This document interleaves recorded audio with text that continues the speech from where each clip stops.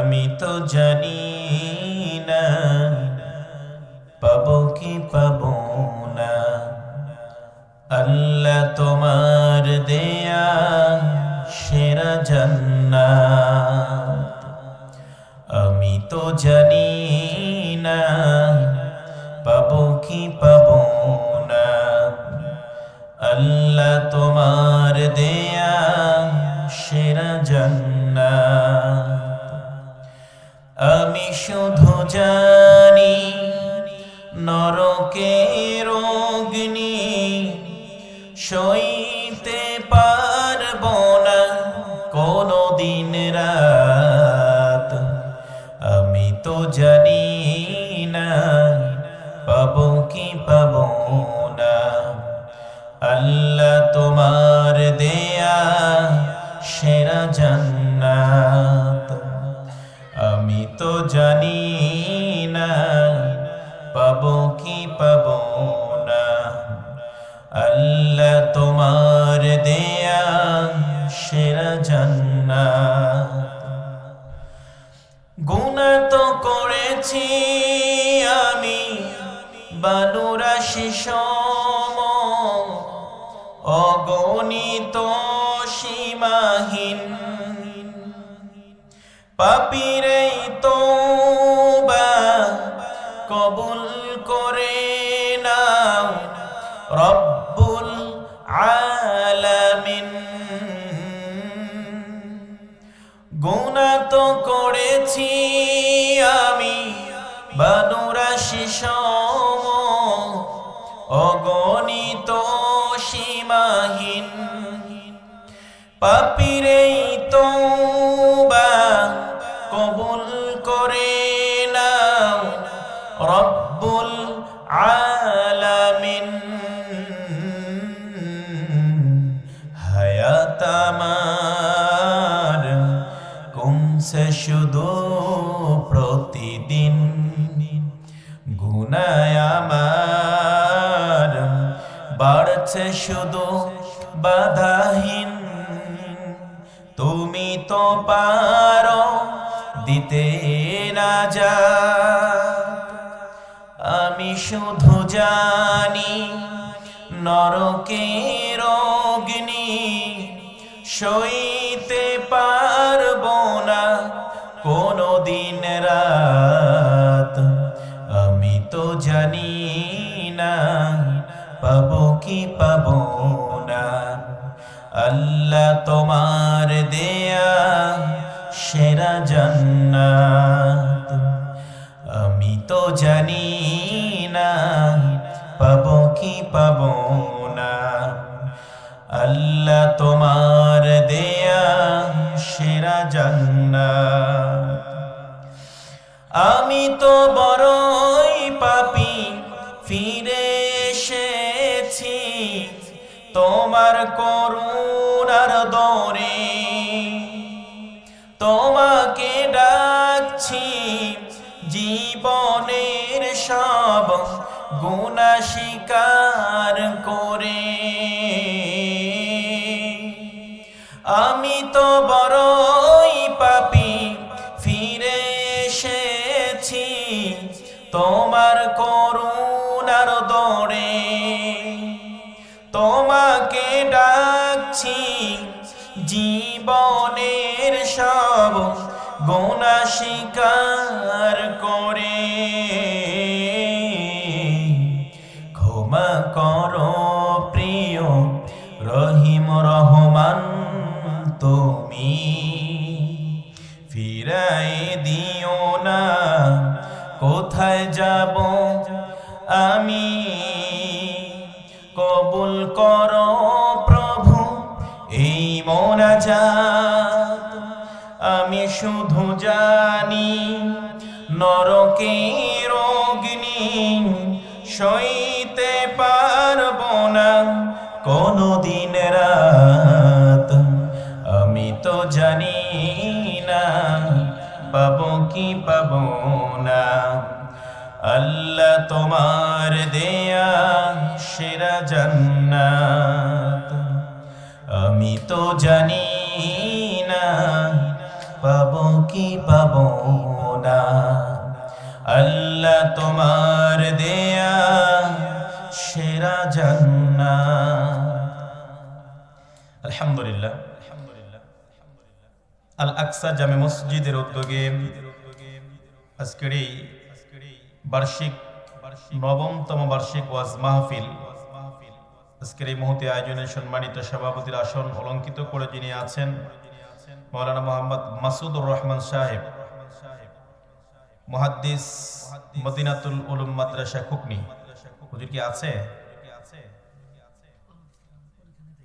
আচ্ছা, আল্লাহ তাআলা আপনাদের এই প্রিয় অভিভাবককে ইসলামের জন্য কবুল করে নিক, আমরা সকলে বলে আমিন। প্রধান অতিথি হিসেবে যিনি আজকের এই প্রোগ্রামে থাকার সদয় সম্মতি জ্ঞাপন করেছেন হাজী মোহাম্মদ শহীদুল ইসলাম, বিশিষ্ট শিল্পপতি ও সমাজসেবক, আটার দাগ। আরো অনেক বিশেষ মেহমান রয়েছেন, আমার পূর্বে কথা বলেছেন আপনাদের অত্যন্ত প্রিয় মাওলানা কারি ঈসা আহমেদ সাহেব, কথা শুনিয়ে ধন্য করেছেন আপনাদের অত্র মসজিদের সম্মানিত ইমাম ও খতিব মাওলানা আব্দুল্লাহ সাহেব বুলবুল সহ আজকের এই প্রোগ্রামের যারাই উপস্থিত হয়েছেন, আমার সামনে বসা আছেন দিন প্রিয়, তাওহীদ প্রিয়, ইসলাম প্রিয় যুবক ভাইয়েরা, মুরব্বিয়ানে কেরাম, পর্দার অন্তর আড়ালের পর্দানিশী মা ও বোনেরা, সকলকে এই মাহফিলের পক্ষ থেকে আহলান সাহলান মোবারকবাদ জ্ঞাপন করছি। আমার হৃদয় রিংরানো সালাম জ্ঞাপন করছি। আসসালামু আলাইকুম ওয়া রাহমাতুল্লাহি ওয়া বারাকাতুহু। সালামের জবাবটা কি এত সন্তুষ্টজনক হলো? হ্যাঁ, আমাকে যে কয়জন যুবকেরা এই রাস্তা রিসিভ করতে গিয়েছিল, ওই কজন বসতে তো মাঠ ভর্তি হয়ে যেত। ওরা কোথায় গেল? হ্যাঁ, ওদেরকে বসায় দেন, ডেকে নিয়ে আসেন, সব কমিটির যারা আছেন সব বসায় দেন। মাহফিলের উদ্দেশ্য কি? আপনাকে বক্তাদেরকে দাওয়াত করে নিয়ে আসেন দিনের কিছু কথা শোনার জন্য। ওই যুবকগুলোকে, কমিটির লোক যারা আছেন, আমি তাদেরকে অনুরোধ করব তাদেরকে একটু প্যান্ডেল মুখী করেন, প্যান্ডেলে চলে আসুক তারা। যারা নেক্সটে আঞ্জাম দেওয়ার জন্য থাকবে, কিছু লোক থাকুক, বাদ বাকি সব এখানে এসে বসে পড়বে। প্রশংসার একমাত্র মালিককে একটু জোরে বলতে হবে। প্রশংসার একমাত্র মালিককে প্রাণ খুলে হৃদয়ের সমস্তটুকু ভালোবাসা উজাড় করে আমরা সেই মহান মনিবের প্রতি সিজদা অবনত চিত্তে একবার কালিমাতুশ শুকরিয়া আদায় করছি। সকলে বলি আলহামদুলিল্লাহ। দরুদ পড়ছি বিশ্ব মানবতার মুক্তির দূত, মুক্তির দিশারি, মানবতার মহান শিক্ষক বিশ্বনবী মুহাম্মদ রাসূলুল্লাহ সাল্লাল্লাহু আলাইহি ওয়াসাল্লাম। আপনারা সবাই কেমন আছেন? আলহামদুলিল্লাহ।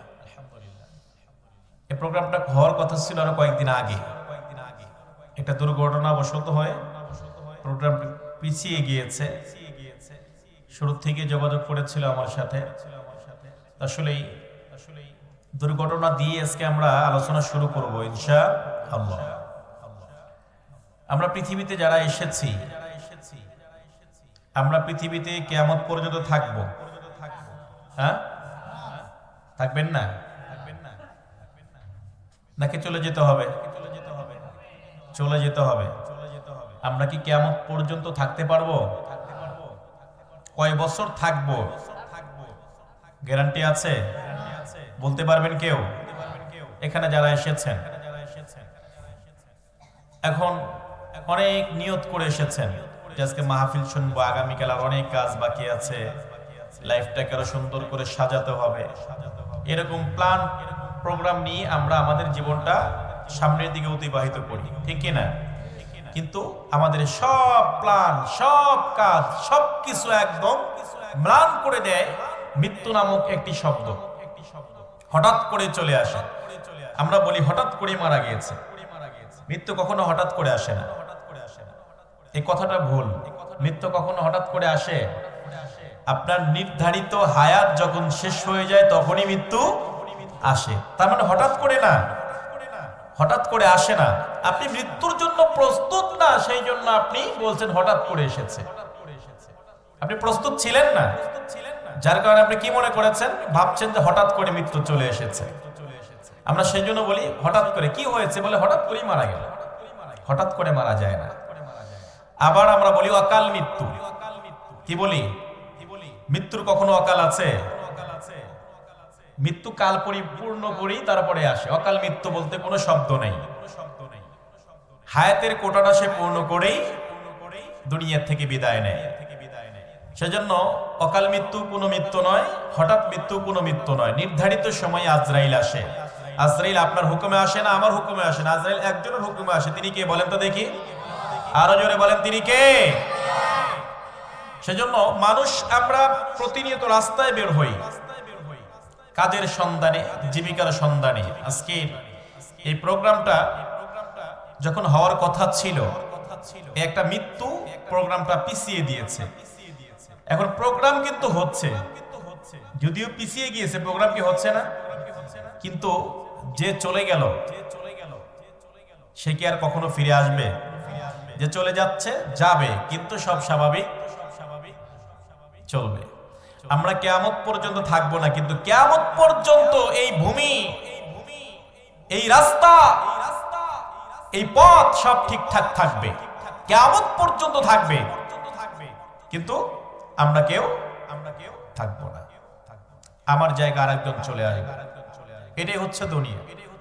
এখন এই দুনিয়াগিরি করতে গিয়ে আমরা প্রতিনিয়ত দেখা যায় যে লোভ লালসার দিকে আমরা বেশি ধাবিত হই। হয়ে কি হয় যে আমরা মানুষ জুলুম করছি, দুর্নীতি করছি, ছিনতাই, রাহাজানি, সুদ, ঘুষ প্রতিনিয়ত আমাদের ভিতরে জড়িয়ে গিয়েছে। আল্লাহ তাআলা সূরাতুল মুদ্দাসসিরের এই যে 38 নম্বর আয়াত, 38 থেকে নিয়ে আমি প্রায় 40 নম্বর আয়াত পর্যন্ত তেলাওয়াত করেছি। এই কয়েকটি আয়াত নিয়ে আজকে আলোচনা শুনবো ইনশাআল্লাহ। এখানে শুরুতেই আল্লাহ তাআলা যে মেসেজগুলো আমাদেরকে দিয়েছেন সেটা হচ্ছে কুল্লু নাফসিম বিমা কাসাবাত রহিনা। মানুষ যেই অপকর্মগুলো করে, তার প্রত্যেককেই ওই অপকর্মগুলোর জন্য নিজ নিজ ভাবে সে দায়িত্বভার নিজের কাঁধে বর্তাবে। তার দায়ভার তার উপরেই বর্তাবে, যে যে অপকর্ম করবে। আল্লাহ তাআলা এখানে কি মেসেজ দিলেন? যে মানুষ যে অপকর্ম করবে তার কাঁধেই সেই অপকর্মের দায়ভার বর্তাবে, কেউ এটা বহন করবে না। আমি যদি অন্যায় করে থাকি, এই অন্যায়ের ভার আমাকেই বহন করতে হবে। এখন কারো বোঝা কেউ নেবে না। এখন আমরা পৃথিবীতে আসার পরে একটা ক্যালকুলেশন করি যে আমার এই সন্তান পৃথিবীতে এসেছে, এই সন্তানকে আমি মানুষ করব, বড় করব, অনেক বড় করব। এই সন্তান একে যদি বড় না করতে পারি তাহলে সমাজের ভিতরে প্রতিষ্ঠিত হতে পারবে না। এই সন্তানকে বড় করতে গিয়ে, মানুষ করতে গিয়ে আমরা দুনিয়াও শেষ করে দিই, আখিরাতও শেষ করে দিই। সেজন্য রব্বুল আলামিন জানিয়ে দেন, কুল্লু নাফসিন বিমা কাসাবাত রহিনা ইল্লা আসহাবাল ইয়ামিন ফি জান্নাতি ইয়াতাসালুন আনিল মুজরিমিনা মা সালাকাকুম ফি সাকার قالوا لم نكن من المصلين ولم نكن نطعم المسكين وكنا نخوض مع الخاعدين وكنا نكذب بيوم الدين جرجر برن الله أكبر। আল্লাহ তাআলা শুরুতেই জানিয়ে দিলেন কুল্লু নাফসিন বিমা কাসাবাত রহিনা, প্রত্যেককেই তার কৃতকর্মের ফল তাকেই বহন করতে হবে, তার উপরে বর্তাবে। যেই সন্তানটার জন্য আপনার দুনিয়াদারি সব শেষ করে দিলেন, সন্তানকে মানুষ করার জন্য, সন্তানকে একটাবার প্রশ্ন করবেন, বাবা আমি তো এখন বৃদ্ধ হয়ে গিয়েছি, তোমাকে মানুষ করতে গিয়ে আমি সুদের কারবারি করেছি, তোমাকে মানুষ করতে গিয়ে আমি সরকারি অফিসে বসেছিলাম, লক্ষ লক্ষ টাকা দুর্নীতি করেছি তোমাকে স্বাচ্ছন্দ্যে জীবনযাপনটা সুন্দরভাবে তোমার সেটেল করে দেওয়ার জন্য। কিন্তু আজকে যে এই যে অপকর্ম করলাম, বিশাল গুনার ভাগীদার আমি হয়ে গেলাম, বাবা তুমি কি আমার এই সেই গুনার অংশীদার হবানি? সন্তান বলবে, বাবা পৃথিবীতে আসার পরে জন্ম থেকে যৌবন পর্যন্ত আল্লাহ তাআলা আপনাকে দায়িত্ব দিয়েছে আমাকে বহন করার। কিভাবে বড় করবেন? না চুরি করে বড় করবেন, না ঋণ করে বড় করবেন, সেটা আপনার ব্যাপার। আপনি অন্যায় করেছেন, তার দায়ভার আমি নিব কেন? সন্তান স্টেট কার্ড না করে দেবে। প্রাণের বিবির দিকে তাকাবেন, বিবির কাছে গিয়ে বলবেন, বিবি, দুনিয়াতে সবচেয়ে বেশি ভালোবাসতাম তোমাকে, তোমাকে খুশি রাখার জন্য, তোমার সুখটা দেখার জন্য। এই যে খাটের ভিতরে ঘুমাচ্ছ, 50,000, 60,000, 70,000 টাকা দিয়ে খাটটা বানিয়ে দিলাম, কিন্তু আমার তো ইনকাম সোর্স এতটা স্ট্রং ছিল না। তোমাকে এত টাকা বিলাসীর ভিতরে তোমাকে রাখবো, বিলাসী জীবন যাপন তোমাকে উপহার দিব। এই যে চমৎকার করে তোমাকে শাড়ি কিনে দিয়েছি, তোমার গহনাগুলো কিনে দিয়েছি, এটা করতে গিয়ে আমি তো বিভিন্ন ভাবে যে ইনকাম করেছি, ইনকাম সোর্সটা বিভিন্ন অপরাধের সাথে জড়িয়েছিলাম। এই যে গুনাহগুলো হয়েছে, তুমি কি আমার ভাগীদার হইবানি? বিবি বলবে আমাকে, যখন আমার বাবা তোমার হাতে তুলে দিয়েছে, বাবা তোমার হাতে আমার মেয়েটাকে দিলাম, জন্মের পর থেকে নিয়ে পর্যন্ত আমি আমার মেয়ের চাহিদা সব কিছু পূরণ করেছি, একটাও বাকি রাখি নাই। এখন তোমার হাতে আমি তুলে দিলাম, এরপরে তোমার দায়িত্ব, এর ভালো মন্দ সব কিছু তোমার উপরে বর্তাবে। আপনিও দায়িত্ব নিলেন, মৃত্যুর আগ পর্যন্ত তাকে স্বাচ্ছন্দ্যে জীবন যাপন উপহার দেবেন। আপনি দায়িত্ব নেওয়ার পরে অন্যায় পথে উপার্জন করে স্ত্রীকে খাওয়ালেন, স্ত্রীকে খুশি রাখলেন। স্ত্রীকে জিজ্ঞেস করলে আমার ভাগীদার হবানি? স্ত্রী বলবে না, বাবা যেমন দায়িত্ব নিয়েছিল আমার বাবা তোমার হাতে তুলে দিয়েছেন, তুমি কিভাবে আমাকে আমার লাইফ স্টাইল কিভাবে তুমি সেটেল করে দিবা, কিভাবে সুখে রাখার জন্য তুমি কোন পন্থা অবলম্বন করবা সেটা আমার দেখার বিষয় নাই। আমি সুখে থাকতে চাই, এটাই আমার দাবি। তোমার গুনার ভাগীদার আমি নেব কেন? প্রাণের স্ত্রীটাও আপনার থেকে সরে যাবে। তখন আপনি হিসাব মিলাবেন, এই যে দুনিয়ার যে লম্বা হায়াত পেয়েছিলাম, যেই সন্তানের জন্য জীবনটা শেষ করে দিলাম, স্ত্রীকে সুখে রাখার জন্য জীবনটা শেষ করে দিলাম, এত অন্যায় করেছি, আমার সন্তানও পাপের ভাগীদার হচ্ছে না, স্ত্রীও পাপের ভাগীদার হচ্ছে না। কি আশ্চর্য কথা! সন্তানও হচ্ছে না, স্ত্রীও হচ্ছে না। সেই জন্য রব্বুল আলামিন জানিয়ে দেন, কুল্লু নাফসিন বিমা কাসাবাত রহিনা, প্রত্যেককেই তার কৃতকর্মের দায়ভার তার কাঁধেই বর্তাবে, তাকেই নিতে হবে। যে যে অপরাধ করুক না কেন, অপরাধের শাস্তি তাকেই বহন করতে হবে। কেউ যদি দুর্নীতি করে, তার দুর্নীতির দায় তাকেই নিতে হবে। এই যে আমরা এই আয়াত থেকে যে শিক্ষাটা পাই, যে আপনি যে অপকর্ম করবেন, আপনি যে পাপ কাজগুলো করবেন, এই পাপ কাজগুলো বহন করার জন্য আপনার কোনো শেয়ার হোল্ডার খুঁজে পাবেন না। পাওয়া যাবে? কেউ নেবে কি? হ্যাঁ, কথা বলে না মুরব্বীরা, কেউ নেবে কি?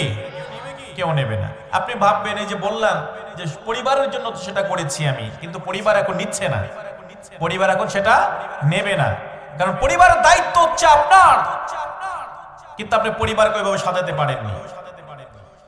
এখন আসুন এটা আরো ক্লিয়ার করে বোঝা যাবে। ধরেন আপনাদের এলাকার মসজিদের ইমাম সাহেব, এই যে প্রত্যেককেই তার দায়ভার বহন করতে হবে, যে যে কৃতকর্ম করুক না কেন। আর এই কৃতকর্মগুলো আল্লাহ তাআলা লিপিবদ্ধ করার জন্য দুজন ফেরেশতা রেখে দিয়েছেন। এই যে আমি কথা বলছি, ওখানে রেকর্ড হচ্ছে। এটা আমি একদিন থাকবো না, রেকর্ডটা কিয়ামত পর্যন্ত থাকবে যদি নষ্ট না হয়।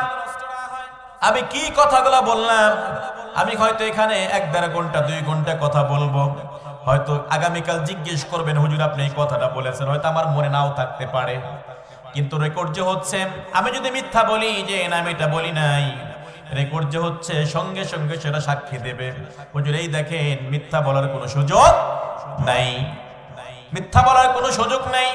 রব্বুল আলামিন জানিয়ে দেন, মা ইয়ালফিযু মিন কাউলিন ইল্লা লাদাইহি রাকীবুন আতীদ। জোরে জোরে বলুন আল্লাহু আকবার, আর জোরে বলুন আল্লাহু আকবার। আল্লাহ তাআলা জানিয়ে দেন, বান্দা এমন কোন শব্দ উচ্চারণ করে না যেই শব্দটা রেকর্ড করার জন্য, লিপিবদ্ধ করার জন্য আমার একজন প্রহরী নিয়োজিত থাকে না। চিল্লায়ে বলুন সুবহানাল্লাহ। অর্থাৎ আপনি যেই কথাটা বলছেন সঙ্গে সঙ্গে সেটা লিপিবদ্ধ হয়ে যাচ্ছে। যদি ভালো কথা বলেন সেটাও লিখিত, বললেও সেটা রেকর্ড হয় না। খারাপ কথা বললে হয়? হয় কি? কিরামান কাতিবিন ইয়ালামুনা মা তাফআলুন। রব্বুল আলামিন কিরামান কাতিবিন নামক সম্মানিত দুইজন লেখকদেরকে রেখে দিয়েছেন আপনারা আমলনামাগুলো লেখার জন্য।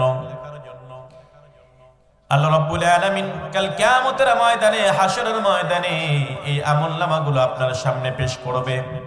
এখন আরেকটু ক্লিয়ার করে বললে আপনারা বুঝবেন। ধরেন আপনাদের এলাকার ইমাম সাহেব, এটা জাস্ট একটা উদাহরণ। এখন ইমাম সাহেব এই মসজিদের উন্নয়নের জন্য একজন ব্যক্তি এসে বলল, ইমাম সাহেব আমি আপনাকে এই 5,000 টাকা দিলাম, এটা কাউকে বলার দরকার নাই, ঠিক আছে, গোপনীয় দান করলাম, কাউকে বলবেন না, মসজিদের উন্নয়নের জন্য দিয়ে দিলাম। এখন ইমাম সাহেব যদি চিন্তা করে যে যিনি দান করেছে কাউকে তো বলতে বলে নাই, কাউকে বলার প্রয়োজন না, আমি এখান থেকে আমার যে অবস্থা, আমাকে যে বেতনাদি দেয় 2 মাস পরে পরে বেতন পাই, সংসারই চলে না, এখান থেকে 3,000 টাকা কি করে আমি একটু সরাই নিলে কেউ দেখবে না, দেখার লোক আছে? হ্যাঁ, কিন্তু আল্লাহ তাআলা যে দুইজন ফেরেশতা লিখে রাখছেন, লিপিবদ্ধ করছেন, তারা কি আছে নাকি তারা সরে গেল? হ্যাঁ, কিরামান কাতিবিন বলবে না, এ তো আসলে দরিদ্র ইমাম, ঠিকঠাক মতো বেতন পায় না, ঠিক মতো চলতে পারে না, 3,000 টাকা দিছে নি, এটার লেখা টাকার দরকার নাই, এগুলা বলবে না? লিখবে। কিন্তু ইমাম সাহেবের বেলায় লিখবে, অবশ্যই লিখবে, দুজনেই লিখবে। সেখান থেকে আপনাকে ফাঁকি দেওয়ার কোনো সুযোগ নেই। এর চাইতে আর একটু বড় জায়গায় যেন একটা মাদ্রাসায় যান, একজন মুহতামিম, মাদ্রাসার মুহতামিমের কাছে একজন ব্যক্তি এসে বলল, হুজুর আমি একটা খাসি নিয়ে আসছি, এই যে খাসিটা জবাই করেন, জবাই করে সন্তানদেরকে, যারা এতিম সন্তানেরা সবাইকে বিলি করে দেন, খাওয়ান। এখন মুহতামিম সাহেব যদি সেখানে জবাই করে সেখান থেকে 20 কেজি মাংস হয়েছে, 5 কেজি সাইড কেটে দিলেন, 5 কেজি সাইড কাটলেন, যে 5 কেজি সাইড কেউ দেখবে না, কেউ বুঝবে না। এখন কেউ না দেখলে দেখার একজন আছে না নাই? হ্যাঁ আছে। তাহলে এবার ইমাম সাহেবের বেলায় ফেরেশতারা ঠিকই দেখেন, মুহতামিম সাহেবের বেলায় ঠিকই দেখেন, নেতাগুলো তা দেখেন না। হ্যাঁ দেখে, নেতাগুলো তা কি দেখে?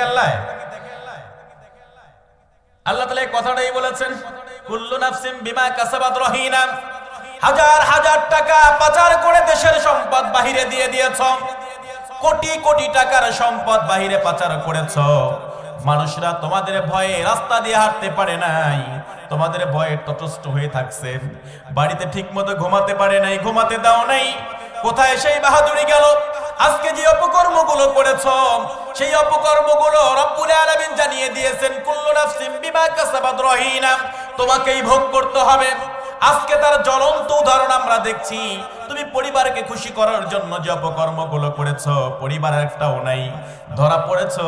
এখন দেখা যায় শুধু আদালতে, আছে না নাই? কথা বলেন, আছে না নাই? সেই জন্য আল্লাহ মানুষকে ছাড় দেন কিন্তু ছেড়ে দেন না। আল্লাহ ধরেন, ধরে ধরে ধরে না, কিন্তু যখন আল্লাহ ধরে তখন কি ছাড়ে? এখন দেখেন, যদি ইমাম সাহেব 1 টাকার দুর্নীতি করে, মুহতামিম সাহেব যদি 1 টাকা সাইড করে, ফেরেশতা যেমন ভাবে লেখে, একজন নেতাও যদি সেই অপকর্ম করে, ফেরেশতা লেখে কি লেখে না? নাকি তাদেরকে ঘুষ-টুস সরায় দেন? হ্যাঁ, সুযোগ আছে? সুযোগ থাকলে আমাদের দেশে যে নেতাগুলো সাইজ, এরা ঘুষ দিয়ে সব সরাই দিত। কথা বলে না? হ্যাঁ, ঘুষ দিয়ে সব সরাই দিত, যে ভাই যা করছো কয় কোটি লাগবে, নিয়ে যাও, দেখার বিষয় নাই, নিয়ে যাও, এটা লেখার কোন দরকারই নাই। এরকম নেতা আমরা অনেক দেখেছি, যারা কি করেছে, অপরাধ করেছে, যখন পুলিশ এসেছে টাকা পয়সা দিয়ে, কিন্তু পুলিশকে তুমি টাকা দিয়ে সরাইলাম, কিন্তু যখনই অপকর্ম করলা, 2 জন ফেরেশতা লিখছে কি লেখে নাই? কথা বলে, লিখছে কি লেখে নাই? তার মানে 2 জন ফেরেশতা তোমার এই অপকর্ম গুলো লিখলো। আল্লাহর দরবারে দুনিয়াতেও তোমাকে ভোগ করতে হবে শাস্তি, আখিরাতেও ভোগ করতে হবে, কি হবে না? আরো জোরে বলেন, হবে কি হবে না? মানুষ যখন আমরা অপকর্ম করি, টাকা পয়সা রোজগার করি শেষ বয়সে ভালো থাকার জন্য, টাকা রোজগার করে কি জন্য বলেন তো দেখি? কথা বলে না, বোঝেন না মনে হয়। শেষ বয়সে ভালো থাকার জন্য তো করে নাকি? যে না, টাকা পয়সা রোজগার করে টাকা পয়সা ব্যাংক ব্যালেন্স করে রাখি, যখন একটু বৃদ্ধ হয়ে যাব, শরীর আমার কথা শুনবে না যখন, তখন আমি এই টাকা দিয়ে স্বাচ্ছন্দ্যে জীবন যাপন করবো, এটাই তো চায়। কিন্তু যারা অপকর্মগুলো করেছে এদের শেষ অবস্থাগুলো আপনি তাকায়া দেখেন, শেষ অবস্থাগুলো দেখেন কি অবস্থা হয়েছে। এই যে কালামানিক, শামসুদ্দিন কালামানিক নাম শুনেছেন? হ্যাঁ, চেনেন কি ওনাকে? কথা বলে না, মুরব্বীরা দেখেন। আপনারা কোথায় থাকেন? মুরব্বীরা একটু কথা বলেন, একটু শরীর টরীর ঝাঁকা দিয়ে বসেন। হ্যাঁ, কালামানিককে চেনেন না? চেনেন।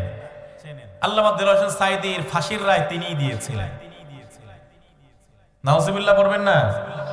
তিনি ফাঁসির রায় দিয়েছিলেন। আর তিনি বড় বড় করে কথা বলেছিলেন। সর্বশেষ এই কালামানিক টক শোতে এসে বাংলাদেশের হাজার হাজার যুবকদেরকে রাজাকারের বাচ্চা বলে গালি দিয়েছে। সর্বশেষ এরপরে যখন উপস্থাপিকা সেখানে ছিল, ওনাকেও রাজাকারের বাচ্চা বলে গালি দিয়েছে। বেশি দিন লাগে নাই পাকড়াও হতে, বেশি দিন লাগে নাই। এমন অবস্থায় তিনি গ্রেফতার হলেন, জেলেদের হাতে গ্রেফতার হলেন। ওখানে তো উত্তম মাধ্যম কিছু দিয়েছে, মেহমানদারি ভালোই করেছে। ওই যে বলে সিলেটের মানুষ খুব মেহমানদারি করতে পছন্দ করে, সিলেটে ধরা পড়েছিল, খুব চমৎকার মেহমানদারি করেছে। গলায় রশি, আলেমদের যখন কোমরে রশি লাগাইয়েছে, আল্লাহ তাআলা তাদের গলায় গামছা বেঁধেছে। সেই জন্য কুল্লু নাফসিম বিমা কাসাবাত রহিনা, যে যা করবে সে সেটাই পাবে, এক চুলো কম হবে না, বরং আর বেশি হবে। বর্তমান দেখেছেন আয়নাঘর, গতকালকে প্রধান উপদেষ্টা এই আয়নাঘর তিনি পরিদর্শন করতে গিয়েছিলেন। সাবেক সরকার যিনি ছিলেন স্বৈর শাসক, ওনার ক্ষমতা, ওনার গতি টিকে রাখার জন্য কত হাজার হাজার মানুষদেরকে সে আয়নাঘরে নিয়ে গেছে, আর কোনো হিসাব নেই। কত মানুষ জানতোই না সে আসলেই আর বেঁচে ফিরতে পারবে কিনা। এমন নিষ্ঠুর মানুষ এখন এই জামানায় বিশ্বের ভিতরে খুঁজে আর একটাও খুঁজে পাবেন না। কথা বলেন, পাওয়া যাবে? পাওয়া যাবে না। সেই জন্য আল্লাহ তাআলা এখানে বলেন প্রত্যেককে তার কৃতকর্মের হিসাব তাকেই দিতে হবে। রব্বুল আলামিন সূরাতুল কাহফের ভিতরে বলেন وَوُضِعَ الْكِتَابُ فَتَرَى الْمُجْرِمِينَ مُشْفِقِينَ مِمَّا فِيهِ وَيَقُولُونَ يَا وَيْلَتَنَا مَا لِهَذَا الْكِتَابِ لَا يُغَادِرُ صَغِيرَةً وَلَا كَبِيرَةً إِلَّا أَحْصَاهَا। হাশরের ময়দানে এই নেতাগুলোকে ধরা হবে, তাদের সামনে তাদের আমলনামাগুলো উপস্থাপন করা হবে। উপস্থাপন করার পরে তাদের আমলনামা হাতে পেয়ে তারা বলবে মা লিহাযাল কিতাব, এই কেমন আমলনামা, লা ইগাদিরু সগীরাতাও ওয়ালা কাবীরাতান ইল্লা আহসাহা। এখানে আমার জীবনের ছোট্ট একটি গুনাহ বাদ যায় নাই, বড় একটি গুনাহ বাদ যায় নাই, সব স্পষ্ট করে তুলে দিয়েছেন। চিল্লা বলো আল্লাহু আকবার। কোনো বাদ নাই, সবাইকে ধরা হবে, সবাইকে পাকড়াও করা হবে। আপনার জীবনের টু দা পয়েন্ট একদম হিসাব আপনার সামনে হাজির করা হবে। দুই নম্বরই করার কোনো সুযোগ আছে? দুনিয়াতে যেমন ঘুষ টুস দিয়ে আপনি সরায় দেন, কবরের ময়দানে ফেরেশতাদেরকে ঘুষ দিতে পারবেন? হ্যাঁ, হাশরের ময়দানে দেওয়া যাবে? তখন তো বিচারক থাকবে আল্লাহ, তখন তো বিচারক থাকবে। দুনিয়ার বিচারককে আপনি আপনার টাকা দিয়ে, পয়সা দিয়ে, ক্ষমতার লোভ দেখিয়ে আপনি রায় আপনার করে নিতে পারেন, কিন্তু হাশরের ময়দানে যে বিচারক আছে ওনাকে লোভ দেখানো যাবে? আপনার কথা শুনবে? শুনবে না। যা অপকর্ম হয়েছে সব কড়াই ঘন্টা হিসাব করে রব্বুল আলামিন সেখানে আপনার সামনে উপস্থাপন করবেন। ইল্লা আসহাবাল ইয়ামিন, কিছু মানুষদেরকে বাম দিক দিয়ে আমলনামা দেওয়া হবে, ডান দিক দিয়ে কিছুদেরকে দেওয়া হবে, বাম দিক দিয়ে দেওয়া হবে। যারাই আমলনামা ডান দিক দিয়ে পাবে তাদের অপরাধ নাই তা নয়, কিন্তু আল্লাহ তাদের আমলনামা হিসাব করে জান্নাত দিয়ে দিবেন। আবার কিছু মানুষ আছে যাদের আমলনামাগুলো পিছন দিক দিয়ে দেওয়া হবে, তারা চিরস্থায়ী জাহান্নামী হয়ে যাবে, তারা চিরস্থায়ী জাহান্নামী হয়ে যাবে। এরপরে জান্নাত জাহান্নাম আলাদা হয়ে গেল। রব্বুল আলামিন জান্নাত আর জাহান্নামের মাঝামাঝি জায়গায় মৃত্যু নামক একটা যন্ত্র সেখানে নিয়ে আসবেন। নিয়ে আসার পরে মৃত্যু নামক যন্ত্রটাকে জবাই করে সেখানে একদম ফিনিশ করে দেবেন। মৃত্যু বলতে আর কোনো কিছু থাকবে না। যারা তা জান্নাতে যাবে চিরস্থায়ী জান্নাতি, যারা জাহান্নামে যাবে চিরস্থায়ী জাহান্নামী। মৃত্যু নামক কোনো যন্ত্র থাকবে না। দুনিয়াতে যখন আমরা কোনো কষ্ট পাই, আমার শরীরে যদি ব্যথা ওঠে কিংবা ব্যাপক আঘাত পেয়ে যায়, আঘাতে মানুষ মারা যায়।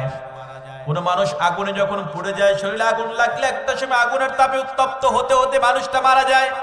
আবার কোন মানুষ যখন আত্মহননের চেষ্টা করে, ফাঁসির কাস্টে যখন জ্বলে যায়, তখন রক্ত চলাচল বন্ধ হয়ে তার হার্টবিট বন্ধ হয়ে সে মারা যায়।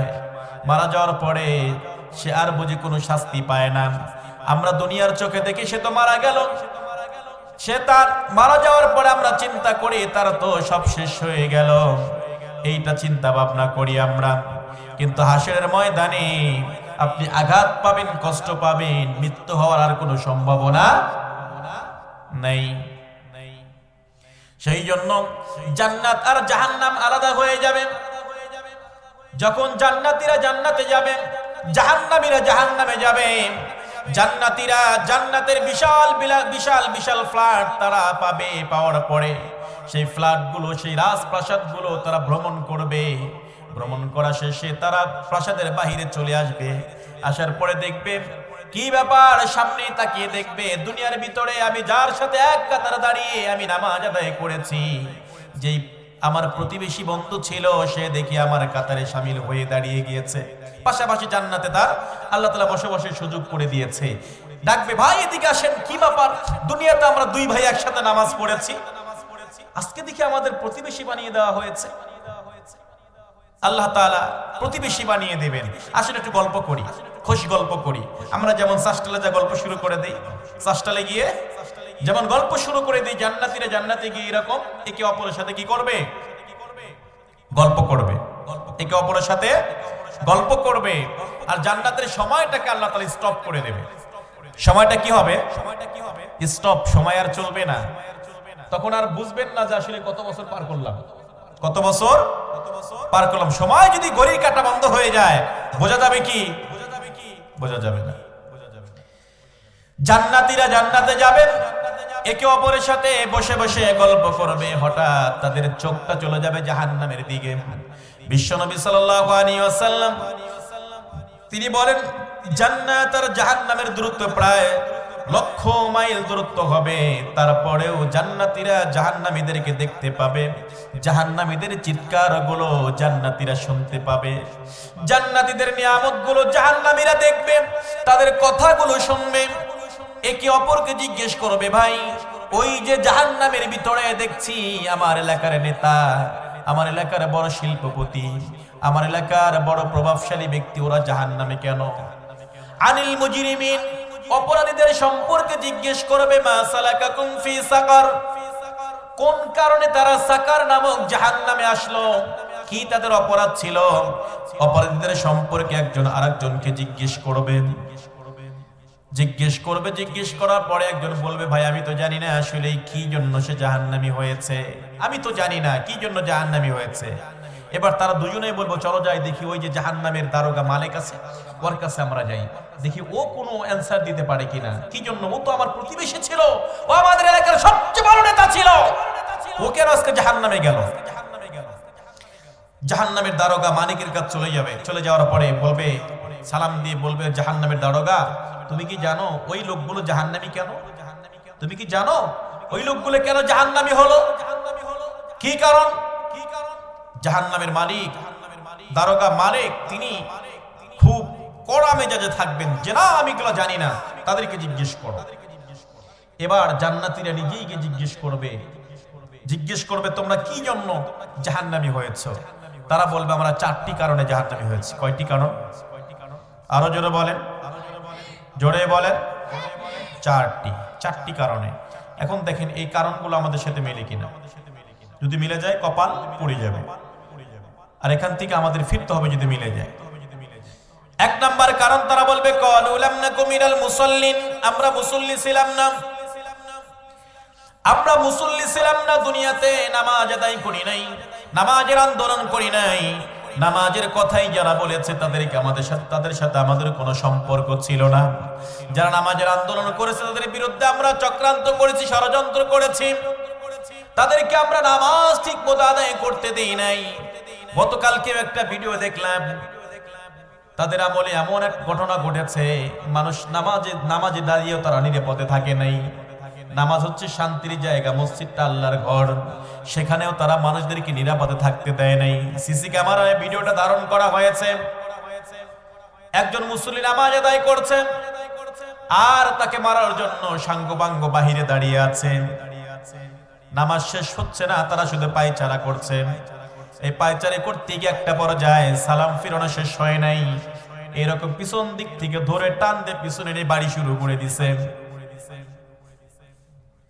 পিছন দিক দিয়ে মার শুরু করে দিয়েছে। মসজিদটাও তাদের কাছে নিরাপদ ছিল না, মসজিদটাও নিরাপদ ছিল না। এই মানুষগুলোই দেখবেন বিভিন্ন মাহফিলে আবার এইভাবে হুজুরদের পাশেই বসছে, বসে নাই। বড় বড় মাহফিলে অতিথি কারা ছিল? কথা বলেন না, ওরাই ছিল না? কিন্তু ওরাই ছিল, ওরা মাহফিলে এসে হুজুরের পাশে বসে চমৎকার করে আলোচনা শুনেছে আর ফোন দিয়ে পুলিশকে জানায় দিছে হুজুর কিন্তু ওই রাস্তায় যাবে। আপনারা মনে হয় জানেন না, হ্যাঁ? কথা বলেন না কথা বলে। কিন্তু তারা সামনাসামনি হয় নাই, পুলিশদের দিয়ে ধরায় দিয়েছে। এই নেতাগুলোই যখন জাহান্নামে চলে যাবে, জান্নাতীরা বলবে কি জন্য তারা জাহান্নামী হয়েছে? তারা প্রথম নাম্বার কারণ বলবে ক্বালু লাম নাকু মিনাল মুসাল্লিন, আমরা মুসল্লি ছিলাম না, নামাজের আন্দোলন করি নাই, নামাজের আন্দোলন না করার কারণে আমরা জাহান্নামী হয়েছি। নামাজের আন্দোলন করার না কারণে আমরা জাহান্নামী হয়েছি। নামাজের আন্দোলন যারা করেছে, নামাজ বাস্তবায়নের জন্য যারা সংগ্রাম করেছে, তাদের বিরুদ্ধে আমরা বিরুদ্ধচারণ করেছি, তাদেরকে দেখতে পারি নাই। এই পৃথিবীতে যত মনীষী এসেছে বিশ্বনবীর পরে, সব মানুষদের মিশন এন্ড ভিশন ছিল সমাজের ভিতরে নামাজ কায়েম করার মিশন তারা নিয়ে নেমেছিল। নামাজ কায়েম হয়ে গেলে অটোমেটিকলি সমাজ থেকে দুর্নীতি, ঘুষ, ছিনতাই, অশ্লীলতা সব দূর হয়ে যাবে, ঠিক কিনা? কিন্তু নামাজ যদি না কায়েম হয়, একজন নামাজি ব্যক্তি কখনো মিথ্যা কথা বলতে পারে না, নামাজি ব্যক্তি কখনো ঘুষ খাইতে পারে না, নামাজি ব্যক্তি কখনো সুদ খাইতে পারে না, নামাজি ব্যক্তি কখনো দুর্নীতি করতে পারে না, নামাজি ব্যক্তি কখনো কার হক মারতে পারে না, নামাজি ব্যক্তি কখনো কাউকে কষ্ট দিতে পারে না, নামাজি ব্যক্তি কাউকে মিথ্যা মামলা দিয়ে ফাঁসির কাস্তে ঝুলাতে পারে না। কিন্তু আমরা সেই নামাজটা পড়ি না। কিন্তু আমাদের বাংলাদেশে দেখা যায় যে নামাজ পড়ে আবার ঘুষ খায়, এরকম আছে না নাই? নামাজ পড়ে সুদ খায়, আছে না নাই? নামাজ পড়ে আবার জেনা করে, এরকম আছে না নাই? নামাজ পড়ে আবার মানুষকে কষ্ট দেয়, আছে না নাই? তার মানে যেই নামাজের কথা বিশ্বনবী বলেছে, সেই নামাজের অর্থই তিনি বোঝে নাই। চিল্লায় বলেন ঠিক কিনা? নামাজের অর্থটাই বলেন নাই। রব্বুল আলামিন জানিয়ে দেন, ইন্নাস সালাতা তানহা আনিল ফাহশাই ওয়াল মুনকার, নিশ্চয় নামাজ সমস্ত অশ্লীল ফাহশা কাজ থেকে মানুষদেরকে কি রাখে? ফিরিয়ে রাখে। কিন্তু নামাজ আদায় করি, টুপি মাথায় দিয়ে ব্যবসা করতে যাই, শাড়ি একটা হাতে নিয়ে বলছে ভাই দাম কত? এত টাকা দেব। ভাই এত টাকা দেওয়া যাবে না। ভাই কিনতেও পারি না এত টাকা। বলে কি বলে না? হ্যাঁ, এটা কি সত্য কথা বলেন আপনি? ম্যাক্সিমাম ক্ষেত্রে ব্যবসায়ীরা মিথ্যা বলে, মিথ্যার আশ্রয় নেয়। ব্যবসাটাকে হালাল করেছেন কে? আরো জোরে, ব্যবসা হালাল করেছেন কে? কিন্তু আপনি মিথ্যা বলে ব্যবসাটাকে হারাম করে দিচ্ছেন। হালাল জিনিস, আপনার হালাল টাকা, অথচ আপনার কথা বলার ধরনেই সেটা অটোমেটিকলি হারাম হয়ে যাচ্ছে। নামাজ পড়ছি, মিথ্যা কথা বলতেছি। নামাজ পড়তেছি আবার সুদের কারবারি আছে না নাই? এই নামাজিরা অনেক সুদের কারবারি করে না? আরে অবাক হয়ে যাই, কিছু কিছু মানুষদেরকে দেখলে মনে হয় যে মাত্র জান্নাত থেকে নেমে আসলো, কিন্তু চরিত্রের দিক থেকে পাক্কা শয়তান। এরকম আছে না নাই? বিশ্বাস করা যায় না যে মানুষগুলো আসলে এরকম কিনা। আপনি বুঝতে পারবেন না, বুঝতে পারবেন না আপনি। এখানে আপনাদের ম্যাক্সিমাম ব্যবসায়ী এলাকা, গাজীপুর চৌরাস্তায় একটা পাইকারি বাজার আছে, আপনারা হয়তো অনেকেই ব্যবসা করে থাকেন। গাজীপুর চৌরাস্তায় একটা পাইকারি হাট আছে। ওখানে আমি যখন স্টুডেন্ট অবস্থায়, আমি মিল্লাতে যখন পড়াশোনা করি, তখন ওই জায়গায় কিছুটা সময় দিয়েছি। সে সময় দিতে গিয়ে দেখেছি অনেক বড় বড় দাড়িওয়ালা, এলাকার ভিতরে সবচেয়ে বড় তাবলিগের বড় বড় হুজুর।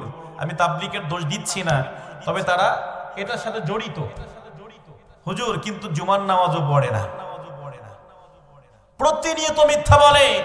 সবচেয়ে আশ্চর্য বিষয় হলো এটা, আমি অবাক হয়ে গিয়েছি, যেই দিন বিজনেস ভালো হয় বাস তাদের ফুর্তি আর দেখে কে? এরা বিভিন্ন হোটেলে যাবে অথবা কোনো আড্ডাখানায় চলে যাবে, সারা রাত ফুর্তি করে টাকা দিয়ে। তা আপনি যে এলাকায় এসে বড় হুজুর হইলেন আর আপনি ওখানে অপকর্ম করলেন, এলাকায় আল্লাহ কি দেখে কে? দেখে না। কথা বলেন, দেখে কে? দেখে না। সেই জন্য এই নামাজি দিয়ে কি সমাজে কোনো পরিবর্তন হবে? সম্ভব? কোশ্চেন কালেও না।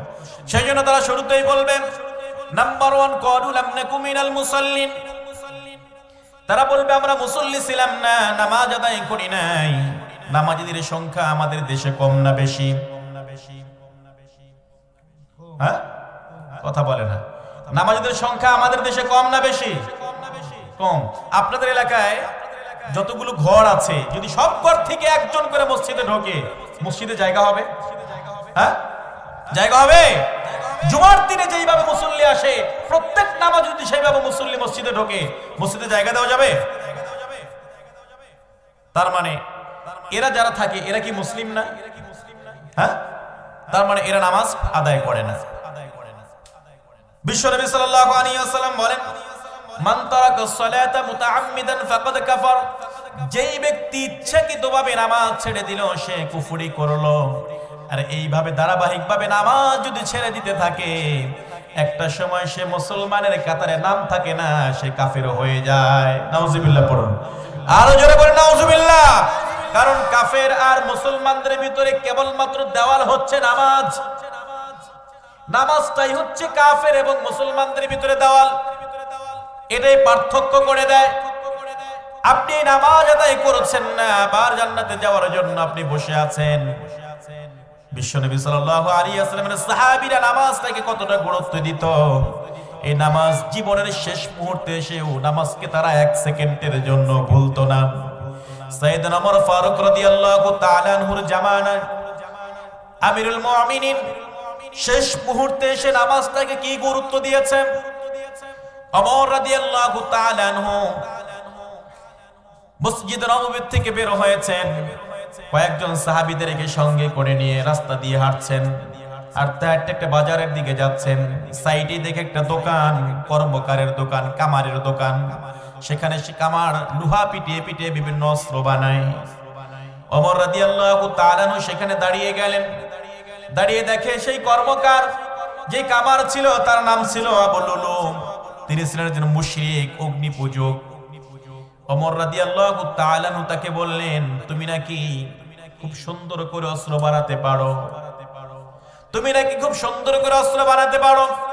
আবু লুলুম বলল আমিরুল মুমিনিন, আমি আপনার জন্য এমন একটা কিছু করব সারা জীবন মানুষ মনে রাখবে। আমিরুল মুমিনিন তার সাথীদেরকে বললেন তোমরা সাক্ষী থেকো, ও কিন্তু আমাকে ওয়াদা করেছে, এই কথাটা তোমরা সাক্ষী থেকো। আমিরুল মুমিনিন সেখান থেকে চলে আসলেন। 1 মাস পরের ঘটনা, আমিরুল মুমিনিন ফজরের নামাজের জন্য মসজিদে আসলেন। আজান হয়ে গেল। আজান হয়ে যাওয়ার পরে সর্বপ্রথম তিনি মসজিদের ভিতরে প্রবেশ করলেন।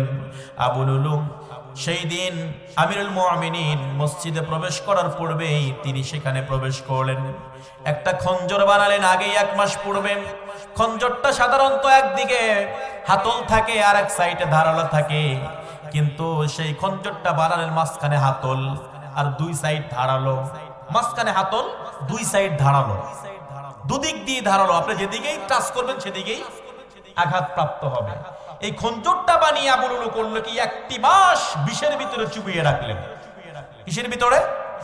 বিষের ভিতরে। টার্গেট একটাই, যে এই খঞ্জর দিয়ে যাকে আঘাত করা হবে, যদি গুরুতর আঘাত নাও হয়, লঘুতর আঘাত হলেও এই বিষের যন্ত্রণায় সে আর বাঁচবে না, মারা যাবে। কি টার্গেট নিয়েছে? 1 মাস সেটাকে কি করেছে? বিষের ভিতরে চুবিয়ে রেখেছে।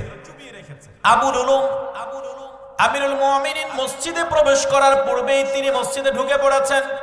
টার্গেট আমিরুল মুমিনিনকে আঘাত করবে। আবু লুলু সেই সময়ে মসজিদে প্রবেশ করলেন। আমাদের মতো মসজিদে তো জাকজমক কোনো লাইটিং ছিল না। তখনকার জামানায় লাইট ব্যবস্থা খুবই একদম কম ছিল। আমিরুল মুমিনিন নামাজ আজান দিয়ে মসজিদে প্রবেশ করলেন। প্রবেশ করার পরে আবু লুলু সেই জায়গায়, মসজিদের মেহরাব, আমরা যে সামনের জায়গাটা বলি, মেহরাবের একটু কোনায় গিয়ে তিনি দাঁড়িয়ে রইলেন সুযোগ সন্ধানের জন্য। আস্তে আস্তে মুসল্লিরা মসজিদ ভর্তি হয়ে গেল, নামাজ শুরু হয়ে গেল। ইকামত দিলেন, নামাজ শুরু হয়ে গেল। আমিরুল মুমিনিন ইমামতির দায়িত্বে দাঁড়িয়েছেন। ইমামের মুসল্লায় দাঁড়িয়ে সূরা ফাতিহা তেলাওয়াত করলেন। প্রথম রাকাত নামাজ শেষ করলেন। আবু লুলু টার্গেট করলেন দ্বিতীয় রাকাত, কারণ প্রথম রাকাতে অনেক মুসল্লি এসে পিছনে দাঁড়ায়, নামাজে পায় না, অনেকেই লেট হয়ে যায়, হয়তো আমাকে দেখে ফেলবে। কিন্তু দ্বিতীয় রাকাতে মুসল্লি সব প্রায় আসা শেষ হয়ে যায়। এবার আবু লুলু টার্গেট করলেন দ্বিতীয় রাকাতটা। দ্বিতীয় রাকাতে সূরা ফাতিহা যখন আমিরুল মুমিনিন তেলাওয়াত করলেন, আবু লুলু এবার আমিরুল মুমিনিনের উপর ঝাঁপিয়ে পড়লেন। খঞ্জরে দিয়ে এলো পাতারি কোপাতে শুরু করে দিলেন। আবু লুলু আমিরুল মুমিনিনের এই তোল পেটে এইভাবে খঞ্জরটা ঢুকিয়ে টান মারলেন, বড় বড় ফেড়ে ঝিলকি দিয়ে ভিতর থেকে একদম আপনার ভিতরে সব এগুলো বের হয়ে চলে আসলো। তিনি সেই জায়গায় পড়ে গেলেন। পড়ে যাওয়ার পরে উপস্থিত মুসল্লিরা দ্রুত করে নামাজটা শেষ করে দিলেন। শেষ করে আবুল মুমিনিনের কাছাকাছি চলে এসে তার ছেলে আব্দুল্লাহ এসে আমিরুল মুমিনিনকে কোলে তুলে নিলেন, হাত দিলেন, হাতটা ভিতরে প্রবেশ হয়ে গেল, ভিতরে ঢুকে গেল। এইরকম গলায় ছিল চাদর, রুমাল দিয়ে তার ব্যান্ডেজটা শক্ত করে দিলেন। ভিতর থেকে বড়িটা বের হয়ে আসছে। খঞ্জরের আঘাতে আমিরুল মুমিনিন বেহুশ হয়ে জমিনে পড়ে আছে। আবু লুলুকে ধরার জন্য সাহাবীরা সামনের দিকে এগিয়ে আসছেন। আবু লুলু একাধারে আঘাত করতে করতে করতে করতে সামনের দিকে এগিয়ে যাচ্ছেন বের হয়ে যাওয়ার জন্য। যখন সামনের দিকে এগিয়ে যাচ্ছেন, সাহাবীরা সেই আঘাত প্রাপ্ত হয়ে গেলেন। সেই জায়গায় 7 জন সাহাবী শহীদ হয়ে গেলেন। মুহূর্তে 7 জন সাহাবী শহীদ হয়ে গেলেন। আব্দুর রহমান ইবনে আউফ রাদিয়াল্লাহু তাআলা চিন্তা করলেন, এইভাবে তাকে থামানো যাবে না। তার গায়ে ছিল একটা চাদর, চাদরটা এবার আবু লুলুর দিকে জুড়ে মারলেন। ছুড়ে মারার সঙ্গে সঙ্গে চাদরে পেঁচিয়ে গেল। আবু লুলু এবার চিন্তা করল, আর তো বাঁচার কোনো উপায় নাই। এবার নিজের খঞ্জরটা নিজের গলায় মেরে তিনিও দুনিয়া থেকে বিদায় নিয়ে চলে গেলেন। নামাজ শেষ হয়ে যাওয়ার পরে আব্দুল্লাহ তার বাবাকে কোলে করে নিয়ে তিনি রুমের ভিতরে চলে গেলেন। চলে যাওয়ার পরে আমিরুল মুমিনিনের জ্ঞান ফিরছে না। এমন সময় সাহাবীরা বললেন, একজন সাহাবীকে আসো, আজান দাও। আজান দিলেন। সঙ্গে সঙ্গে আমিরুল মুমিনিন চোখটা খুললেন। চোখটা খোলার পরে বললেন, আমাকে একটু পানি দাও। পানি চাইলেন। সবাই ভাবছে হয়তো আমিরুল মুমিনিন পানি খাবেন, কিন্তু না, তিনি পানিটুকু নিয়ে ওযু করলেন। ওযু করে বললেন, আমি নামাজ তো শেষ করতে পারি নাই। ও মুসলমান, ও আল্লাহর বান্দারা, শেষ মুহূর্তে এসেও তিনি কি বলছেন, নামাজ তো শেষ করতে পারি নাই, নামাজটা আমাকে শেষ করতে হবে। আমিরুল মুমিনিন এবার নামাজটা শেষ করলেন। শেষ করার পরে জিজ্ঞেস করলেন, আমাকে আঘাতটা কে করেছে? আগে নামাজ শেষ করলেন, তারপরে জিজ্ঞেস করলেন আঘাতটা কে করেছে। আমরা আজকে সেই নামাজ পড়ি না। সেই জন্য জাহান্নামীরা যখন জাহান্নামে যাবেন, 1 নাম্বার কারণ তারা বলবে, ক্বালু লাম নাকু মিনাল মুসাল্লিন, আমরা মুসল্লি ছিলাম না, যার কারণে আমরা জাহান্নামী হয়েছি। 2 নাম্বার কারণ তারা বলবে, ওয়ালাম নাকু নুতঈমুল মিসকিন, আমরা মিসকিনদের খাওয়াতাম না। আল্লাহ তাআলা অসংখ্য টাকা পয়সা না খেয়ে থাকবে, না খেয়ে মারা যাবে, আর একজন ব্যক্তি সেখানে দেখা যায় এমন স্বাচ্ছন্দ্যে জীবন যাপন করবে। আমরা এমনও দেখেছি যে একই জায়গায় পাঁচতলা আবার গাছতলা, পাঁচতলায় থাকছে কেউ, আবার কেউ থাকছে গাছতলায়। পাঁচতলায় যারা থাকছে বিভিন্ন পার্টির নামে, তারা দেখা যায় যে হাজার হাজার টাকা, লক্ষ লক্ষ টাকার খাবার নষ্ট করে তারা ডাস্টবিনে ফেলে দিচ্ছে। অথচ খাবারের যন্ত্রণায় অসংখ্য মানুষ সারা রাত ছটফট ছটফট করে করে ক্ষুধার যন্ত্রণায় রাত কাটিয়ে দেয়, তারা মানুষকে বলতেও পারে না। আল্লাহ তাআলা সেই সকল মানুষদেরকে জাহান্নামে পাঠিয়ে দিবেন। আর বলবেন, তারা কি বলবে? আমরা 2 নম্বর কারণ হচ্ছে ওয়ালাম নাকুনু তু'ইমুল মিসকিন, আমরা মিসকিনদেরকে কি করতাম না? খাওয়াতাম না, যার কারণে আমরা জাহান্নামী হয়েছি। এখন আসুন, সম্পদশালী যারা হয়েছেন, সম্পদদার মালিক কে? জোরে বলেন, সম্পদদার মালিক কে? আবার ছিনিয়ে নেওয়ার মালিক কে? ছিনিয়ে নেওয়ার মালিক এই যে যারা সম্পদের পাহাড় গড়েছিল, তাদের ভাগ্যে কি সম্পদগুলো আছে? হ্যাঁ, সালমান এফ রহমান দরবেশ, তার নাম আপনারা সবাই শুনেছেন, বাংলাদেশের 1 নম্বর ধনী। এখন অবস্থা কি?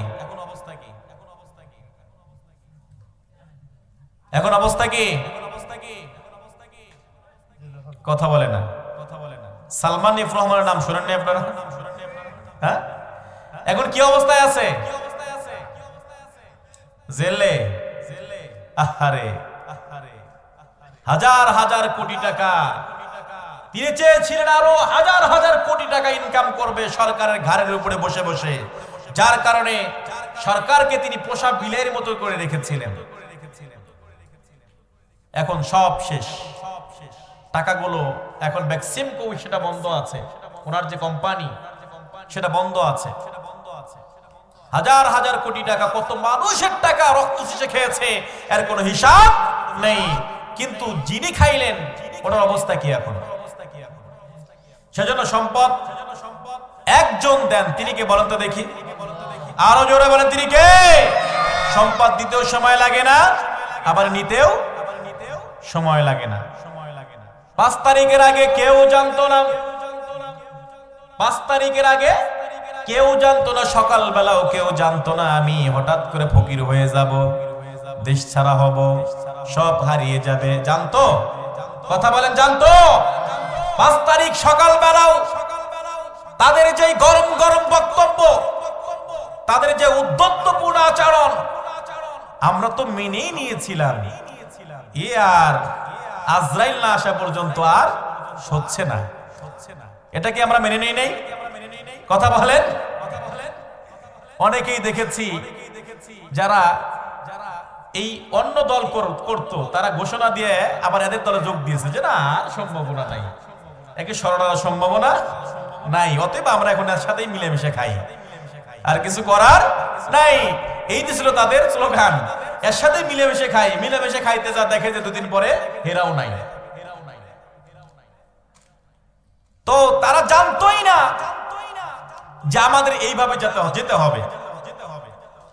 5 তারিখ সকালবেলাও সেনাবাহিনী, বিজিবি, র্যাব, বিডিআর, সমস্ত প্রশাসনের সমস্ত বাহিনীগুলো সব যায় পয়েন্টে পয়েন্টে তারা দাঁড়িয়ে গিয়েছে।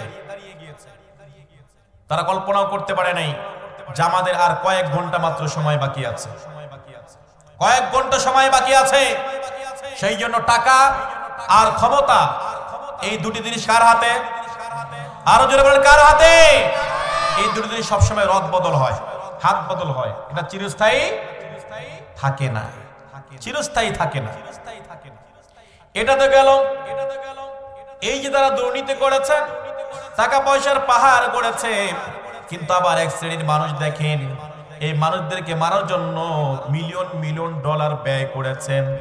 আমরা ফিলিস্তিনের দিকে তাকান, দেখেন এই যে আমেরিকা সরকার মিলিয়ন মিলিয়ন ডলার সেখানে কি করেছে, ব্যয় করেছে ফিলিস্তিনিদেরকে মারার জন্য।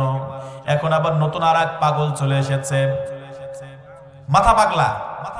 উনি যে কখন কি বলে এর কোনো হিসাব নাই। এখন এসে বলতেছে যে ফিলিস্তিন যেই সকল এলাকা ধ্বংস হয়েছে সেখানে তারা পর্যটক কেন্দ্র বানাবে। কি বানাবে? আবার নতুন পায় তারা।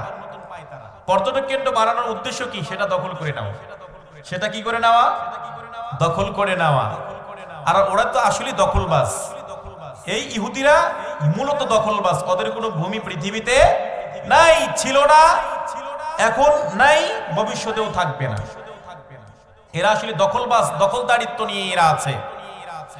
এরা প্রথমে সামান্য বেঁচে থাকার জন্য একটু আশ্রয় নিয়েছিল, আস্তে আস্তে আস্তে আস্তে যাদের কাছে আশ্রয় নিয়েছিল তাদেরকে উৎখাত করে দিয়েছে। এই ট্রাম্প এসে এখন কি করছে? তিনি বলছে যে আমি সেখানে পর্যটক কেন্দ্র বানাবো। কিন্তু ফিলিস্তিনিরা বলছে তুমি আবার আসো পর্যটক কেন্দ্র বানানোর জন্য, আমরাও দেখে নেব। বড় আশ্চর্য ব্যাপার, গত 2 বছরের অভিযানে হামাসের সমস্ত যোদ্ধা, বড় বড় লিডারদেরকে মেরে ফেলা হলো। তারা যখন শান্তি চুক্তি করলো, যুদ্ধবিরতি হলো, তারা ভেবেছে তো হামাসের আর একজনও নাই। কিন্তু তার কিছুক্ষণ পরেই হামাসের বিশাল বাহিনী গাজার সেই উপত্যকায় শোডাউন করলো। গোটা পৃথিবীকে জানিয়ে দিল হামাস কখনো নির্ভর নয়। বিশ্বনবী জানিয়ে দিয়েছেন কিয়ামত পর্যন্ত একটি দল এই চতুর্দিক দিয়ে যুদ্ধ করবে, এদের সাথে বাতিলের যুদ্ধ হবে, কিয়ামত পর্যন্ত চলবে। তারা মনে করেছে যে আমরা তাদেরকে শেষ করে দিয়েছি, কশ্চিন কালেও নয়। একজন শেষ হবে, আরো 10 জন বের হবে। কথা বলে আমাদের বাংলাদেশে দেখেন নাই? বাংলাদেশে দেখেন নাই? এক আবু সাইদ দুহাত পেতে দাঁড়িয়েছিলেন, হাজার হাজার আবু সাইদ আবার পরে রাস্তায় নেমে গেল। বড় আশ্চর্য বিষয় হলো এমন, মা ছোট্ট একটা শিশুকে নিয়েছে রাস্তায়, যাও সামনে চলে যাও। মায়েরা খাবার নিয়েছে রাস্তায় সন্তানদের জন্য, রাস্তায় নামো। আপনি একটা গাছকে যদি আপনি কি করেন, ডালপালাগুলো কেটে দেন, যে গাছের ডাল কেটে দিলাম, ডাল কেটে দিলে ওইখান থেকে কি আর কুশি বের হয়? বের হয় না? এক ডাল কাটলে কয়টা কুশি বের হয়? হ্যাঁ, সাইডদার অনেকগুলো বের হয়। ওই ডাল বলে বেটা তুমি আমাকে একটা কাটলা, দেখো আমার এখান থেকে কয়টা বেরোতেছে। আমরা খুশি হই এক ডাল কাইটে। সত্য এমন একটা জিনিস, সত্য এমন একটা জিনিস, এটাকে ধামা চাপা দেওয়ার জন্য যত ষড়যন্ত্র করেন না কেন আপনি, সত্য চিরস্থায়ী সত্য, সে উঠবেই মাথা চাড়া দিয়ে। 2 দিন আগে আর পরে চিল্লা বলে ঠিক কিনা? আমরা এখন দেখছি গত কয়েকদিন আগে ধানমন্ডির 32 নম্বর বাড়ি মাটির সাথে একদম মিশিয়ে দেওয়া হয়েছে। এটা জালিমের চূড়ান্ত লেভেলের একটা শাস্তি, কারণ তার ইতিহাস এখানে একদম বুলডোজার দিয়ে একদম শেষ ইতিহাস। বড় আশ্চর্য হয়ে যায়, স্বাধীনতা যুদ্ধের সময় শেখ মুজিবুর যদি অবদান রেখেছিলেন, কিন্তু ওনার অবদানগুলো সব ম্লান করে দিয়েছে ওনার মেয়ে, সব মাটির সাথে ধুলিস্যাৎ করে দিয়েছে। এরা ক্ষমতা পেয়েছে, টাকা পয়সা নিয়ে এরা মানুষদেরকে হয়রানি করেছে। সেজন্য জাহান্নামী যখন হবে তখন তারা বলবে আলাম নাকুনু তুইমুল মিসকিন, আমরা গরিব দুঃখীদের দেখতে পারতামই না, উল্টা খাওয়াইতাম না। যে কথাটা বলতেছিলাম যে ট্রাম্প মিলিয়ন মিলিয়ন ডলার সেখানে ব্যয় করেছে মারার জন্য, অথচ আল্লাহ তাআলা হালকা একটু বাতাস দিয়ে সব শেষ করে দিচ্ছে। ক্যালিফোর্নিয়ায় দেখেছেন আপনারা হাজার হাজার বাড়ি, যেই বাড়িগুলোকে পৃথিবীর স্বর্গ বলা হতো, যেই ক্যালিফোর্নিয়াকে, সেখানে পৃথিবীর সবচেয়ে বড় বড় প্রভাবশালী ব্যক্তিরা এবং পৃথিবীর ভিতরে যেই সকল অশ্লীল তারকাগুলো আছে সব সেখানে তারা বসতি করেছিল। তারা সেটাকে স্বর্গ হিসেবে দেখেছিল। আল্লাহ মুহূর্তের ভিতরে সব দিয়ে শেষ করে, কিচ্ছু নাই, সব সরকার হয়ে গিয়েছে। সেই জন্য টাকা পয়সা যেমন আসতে সময় লাগে, কিন্তু যেতে সময় লাগে না। সেই জন্য তারা বলবে 2 নাম্বার কারণ আলাম না কোনো তুইমুল মিসকিন, আমরা মিসকিনদের খাওয়াতাম না। এই যে টাকা পয়সা আপনি দান খয়রাত করেন না, মিসকিনদেরকে খাওয়ান না, আপনি শক্ত করে রেখে দিয়েছেন, আবার তসবিহ গুনতেছেন শক্ত করে করে, এত টাকার মালিক হইলাম। আবার 2 দিন পরে পরে ব্যাংক ব্যালেন্স চেক করেন যে কত টাকা আছে দেখি, আর কয় টাকা যোগ হইল। এরকম দেখে আর মুছে তেল দেওয়ার খুশি হয়, হায় হায় কত টাকার মালিক আমি। কিন্তু একটাবার চিন্তাও করে না, আমার চোখটা যখন বন্ধ হয়ে যাবে এই হিসাবটাও চিরদিনের মতো ক্লোজ হয়ে যাবে। যেই সম্পদ কামানোর জন্য, যেই সম্পদের পাহাড় করার জন্য আমি এত পরিশ্রম করেছি, দুর্নীতি করেছি, অন্যায় করেছি, জুলুম করেছি, এই সম্পদ একদিন আমার জন্য কাল হয়ে দাঁড়াবে কল্পনা করতে পারে নাই।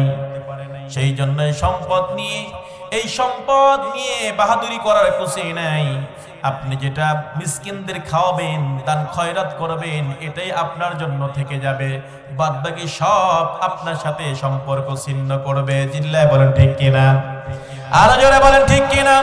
বিশ্বাস না হলে চোখটি বন্ধ করে দেখেন, যেই মানুষটা দুনিয়ার থেকে বিদায় নিয়ে চলে যায়, বিদায় নিয়ে চলে যাওয়ার পরে মসজিদের পালকিটা যখন বাড়ির ভিতরে চলে আসে, আপনি ব্যাংকের ভিতরে সম্পদ রেখেছেন 10 লক্ষ টাকা, সন্তান রেখেছেন 2 জন, এই 2 জন সন্তান আপনার থাকা অবস্থায় এই সম্পদ নিয়ে কারাকারি শুরু করে দেবে, ভাগাভাগি শুরু করে দেবে। তারা বলবে বাবা লাশটা এখানে থাক, লাশ থাকা অবস্থায় সম্পদটা বন্টন করে নেই, তা না হলে আমাদের ভিতরে গ্যামজাম লাগতে পারে। এরকম ঘটনা বাংলাদেশে ঘটে কি ঘটে না? জোরে বলেন ঘটে কি ঘটে না? লাশ রেখে 2 দিন 3 দিন হয়ে যায়, সম্পদের ভাগাভাগি নিয়ে ব্যস্ত থাকে। আর আপনি মনে করেছেন সম্পদের মালিক আপনি। না না, সম্পদের মালিক কখনোই আপনি না। আল্লাহ আপনাকে রহম করে, আল্লাহ আপনাকে ভালোবেসেন, আল্লাহ দয়া মায়া করে আপনাকে সম্পদের মালিক বানিয়ে দিয়েছেন। এটা এই জন্য নয় সম্পদ আপনি গচ্ছিত করে রেখে দিবেন। এই সম্পদটাকে আল্লাহ বন্টন করার জন্য, এই সম্পদের ভিতরে হাজারো মানুষের রিজিক আল্লাহ তাআলা লুকিয়ে রেখে দিয়েছেন। এটা যদি আপনি এক জায়গায় পুঞ্জীভূত করে রেখে দেন, তাহলে এই সম্পদ কাল কিয়ামতের ময়দানে আপনাকে গলায় পেঁচিয়ে দেওয়া হবে। সম্পদকে আল্লাহ তাআলা কিয়ামতের ময়দানে গলায় পেঁচিয়ে দিবে তখন। সেই জন্য তারা কি বলবে? 2 নাম্বার কারণ, ওয়ালাম নাকুনু তুইমুল মিসকিন, আমরা অসহায় মানুষদেরকে কি করতাম না? সহযোগিতা করতাম না, যার কারণে এই সম্পদই আজকে আমাদের জাহান্নামে নিয়ে এসেছে। নাউজুবিল্লাহ পড়ুন, আরো জোরে বলেন নাউজুবিল্লাহ। সম্পদওয়ালা মানুষকে আপনাদের এলাকায় নাই? হ্যাঁ, কম না বেশি? এলাকায় শিল্পপতি কম না বেশি? কথা কয় না? আটার দাগ, খুকনি, সিরাজগঞ্জের ভিতরে এলাকায় তো সবচেয়ে উন্নত, বেলকুচি, তামাই, আটার দাগ, খুকনি, হ্যাঁ, এগুলো তো সবচেয়ে উন্নত সিরাজগঞ্জের ভিতরে। টাকা যদি এতে কাঁচা পয়সা হতো তাহলে মনে হয় যে ডেবে যেত। এত টাকা আল্লাহ তাআলা এখানে দিয়েছে, আলহামদুলিল্লাহ বলবেন না? নিয়ামত কম না বেশি? আচ্ছা, যেখানে নিয়ামত বেশি হয় সেখানে গজব আছে না নাই? গজব বেশি আছে। গজব কি? আমাদের টাকার ভিতরে বরকত নাই, বরকত কমে যাচ্ছে। আমরা শুধু রোজগারে টাকার পিছনে ছুটছি, কিন্তু টাকাগুলো আল্লাহর রাস্তায় খরচ করতে চাচ্ছি না, যার কারণে আমাদের টাকায় কোনো বরকত হচ্ছে না।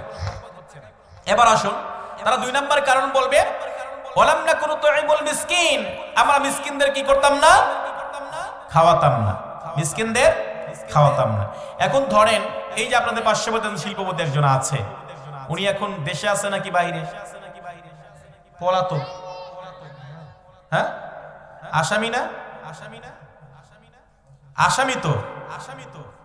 ওনার বাসা আর আমার বাসার পাশাপাশি, মুকুন্দগাড়ি, শ্রীনগর। তো যাই হোক, পাশাপাশি তো। যে আসামি হয়েছে, এখন যে মামলা দিয়েছে, কোশ্চিন কালেও কি মামলা থেকে রেহাই পাওয়ার কোনো উপায় আছে?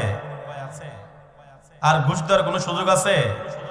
বর্তমান আরো যে হারে তাদের কৃতকর্মগুলো, অপকর্মগুলো প্রকাশ পাচ্ছে, বাংলাদেশের মানুষ হারে হারে টের পাচ্ছে। এই 16টি বছর আমরা কাদের পিছে ছুটেছি, এরা কোন মানুষের কাতারে পড়ে না। চিল্লায় বলেন ঠিক কিনা? এরা কোন মানুষের কাতারে পড়ে না, এরা মানুষ হতে পারে না। এখনো যারা তাদেরকে সমর্থন করে, বুঝতে হবে এদের রক্তগুলো পচে গিয়েছে। এরা আবু জাহেল, উতবা, সাইবা, আবু লাহাবের রক্ত তারা বহন করছে। চিল্লায় বলেন ঠিক কিনা? আরো যারা বলেন ঠিক কিনা?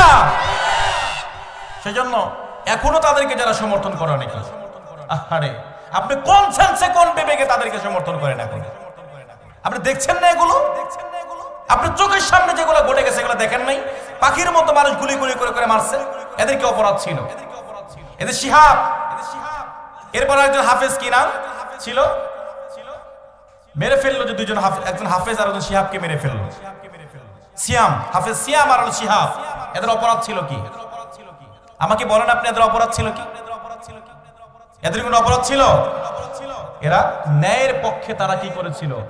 রাস্তায় নেমেছিল, ন্যায়টাকে প্রতিষ্ঠিত করার জন্য রাস্তায় নেমেছিল। পাখির মতো গুলি করে মেরেছে। যারা মেরেছে ওরা কোন মায়ের বুকের দুধ খেয়েছে? আপনি একটা বার বিবেকের দিকে লাড়া দেন, আপনি বলবেন যে সরকারি চাকরি করি, সরকার নির্দেশ দিয়ে তাই মানি। আরে বাটা, আপনাকে আল্লাহ বিবেক দেয় নাই? বিবেকের ভিতরে কি কুত্তায় পেশাব করে দিছে নাকি? যে আপনি একটু বুঝতেছেন না যেটা অন্যায়, এটা ন্যায়? ও চাকরি করতে হবে কেন? রিজিকের মালিক কে? আরো জোরে বলেন, রিজিকের মালিক কে? তার মানে আপনি সরকারের গোলামি করেছেন, আল্লাহর গোলামি করেন নাই। আপনি মনে করছেন এই সরকারই আমার প্রভু, এই আমার রিজিক দাতা, এটাই মনে করেছেন। যার কারণে আপনার ভিতরে বিবেকটা কি করে নাই? উন্মুক্ত হয় নাই। একজন মানুষ আত্মসমর্পণ করলো, আপনি গুলি করে দিলেন। কেমন বিবেক আপনার? আর আপনি কোন ভাষায় তাকে মানুষ বলেন? কোন বিবেক দিয়ে মানুষ বলেন? এরা মানুষ?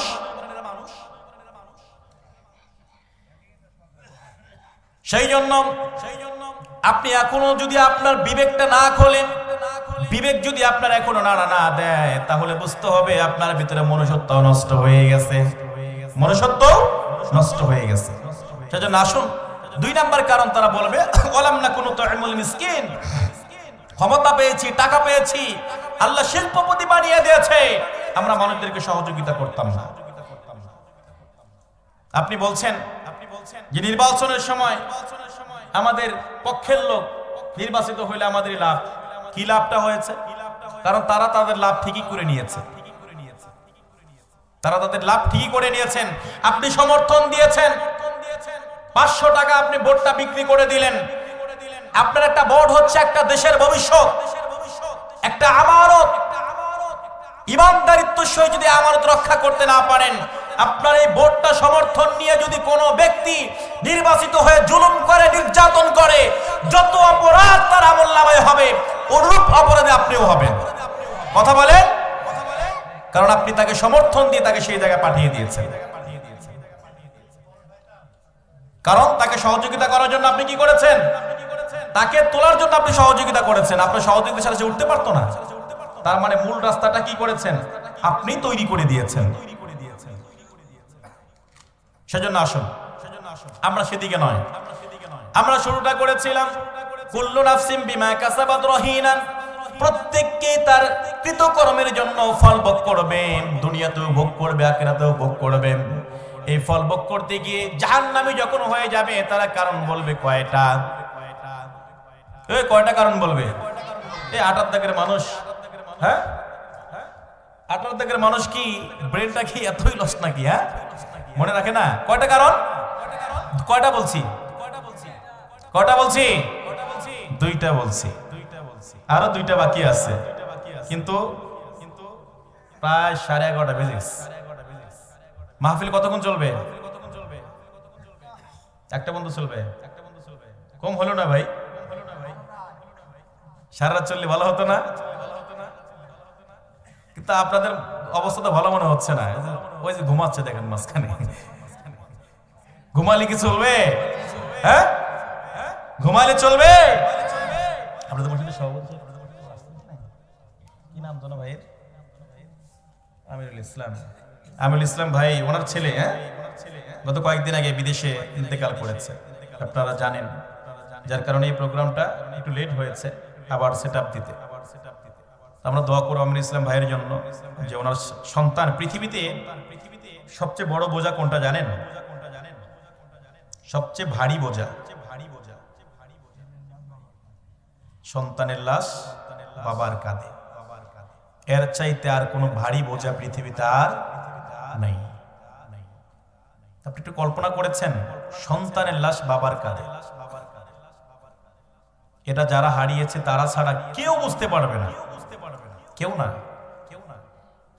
গত কয়েকদিন আগের ঘটনা, চট্টগ্রামে দেখলাম এক বাবা সন্তানকে নিয়ে বাড়ির থেকে বের হয়েছে, অটোতে উঠেছে।